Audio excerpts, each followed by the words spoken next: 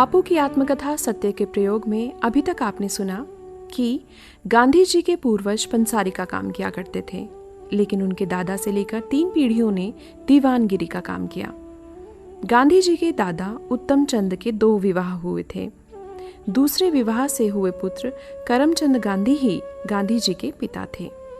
करमचंद गांधी जी की चौथी पत्नी से हुई संतानों में गांधी जी सबसे छोटे थे। यद्यपि गांधी जी के पिता बहुत पढ़े लिखे नहीं थे, पर वे सत्यप्रिय, ईमानदार, धार्मिक और व्यवहारिक ज्ञान रखने वाले व्यक्ति थे।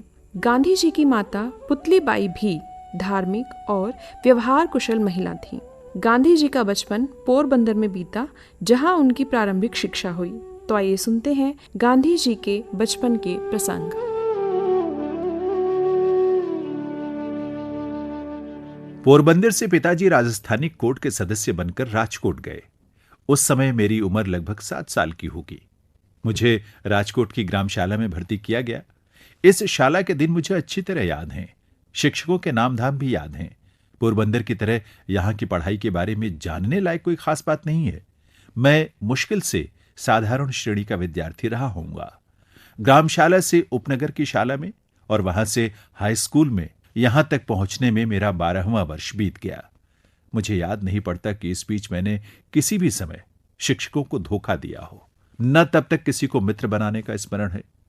मैं बहुत ही शर्मीला लड़का था। पाठशाला में अपने काम से ही काम रखता था। घंटी बजने के समय पहुंचता और पाठशाला के बंद होते ही घर भागता। भागना शब्द मैं जानबूझकर लिख रहा हूं, क्योंकि किसी से बातें करना मुझे अच्छा न लगता था। साथ ही यह डर भी रहता था कि कोई मेरा मजाक उड़ाएगा तो। हाई स्कूल के पहले ही वर्ष की परीक्षा के समय की एक घटना उल्लेखनीय है। शिक्षा विभाग के इंस्पेक्टर जाइल्स विद्यालय का निरीक्षण करने आए थे। उन्होंने पहली कक्षा के विद्यार्थियों को अंग्रेजी के 5 शब्द लिखाए। उनमें एक शब्द कैटल था। मैंने उसके हिज्जे गलत लिखे थे। शिक्षक ने अपने बूट की नोक मारकर मुझे सावधान किया, लेकिन मैं क्यों सावधान होने लगा? मुझे यह ख्याल ही नहीं हो सका कि शिक्षक मुझे पास वाले लड़के की पट्टी देखकर हिज्जे सुधार लेने को कह रहे हैं। मैंने यह माना था कि शिक्षक तो यह देख रहे हैं कि हम एक दूसरे की पट्टी में देखकर चोरी ना करें।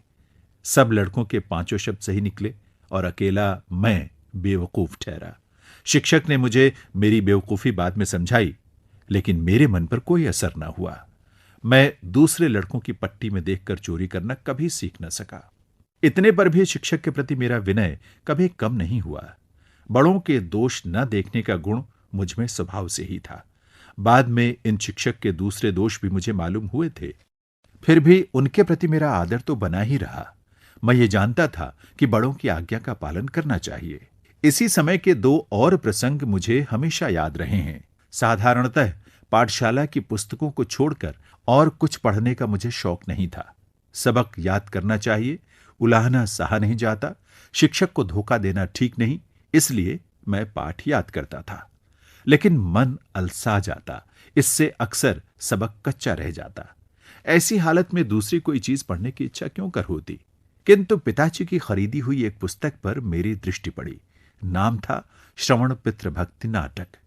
मेरी इच्छा उसे पढ़ने की हुई और मैं उसे बड़े चाव के साथ पढ़ गया। उन्हीं दिनों शीशे में चित्र दिखाने वाले भी घर घर आते थे। उनके पास भी श्रवण का वो दृश्य देखा जिसमें वो अपने माता पिता को कांवर में बैठाकर यात्रा पर ले जाते हैं। दोनों चीजों का मुझ पर गहरा प्रभाव पड़ा। मन में इच्छा होती कि मुझे भी श्रवण के समान बनना चाहिए। श्रवण की मृत्यु पर उसके माता पिता का विलाप मुझे आज भी याद है। उस ललित छंद को मैंने बाजे पर बजाना सीख लिया था। मुझे बाजा सीखने का शौक था और पिताजी ने एक बाजा दिला भी दिया था। इन्हीं दिनों कोई नाटक कंपनी आई थी और उसका नाटक देखने की इजाजत मुझे मिली थी। हरिश्चंद्र का आख्यान था। उस नाटक को देखते हुए मैं थकता न था। उसे बार बार देखने की इच्छा होती थी, लेकिन यूं बार बार जाने कौन देता? पर अपने मन में मैंने उस नाटक को सैकड़ों बार खेला होगा। मुझे हरिश्चंद्र के सपने आते। हरिश्चंद्र की तरह सत्यवादी सब क्यों नहीं होते? ये धुन बनी रहती। हरिश्चंद्र पर जैसी विपत्तियां पड़ी, वैसी विपत्तियों को भोगना और सत्य का पालन करना ही वास्तविक सत्य है। मैंने ये मान लिया था कि नाटक में जैसी लिखी हैं वैसी विपत्तियां हरिश्चंद्र पर पड़ी होंगी। हरिश्चंद्र के दुख देखकर, उनका स्मरण करके मैं खूब रोया हूं। आज मेरी बुद्धि समझती है कि हरिश्चंद्र कोई ऐतिहासिक व्यक्ति नहीं था। फिर भी मेरे विचार में हरिश्चंद्र और श्रवण आज भी जीवित हैं। मैं मानता हूं कि आज भी उन नाटकों को पढ़ूं तो मेरी आंखों से आंसू बह निकलेंगे।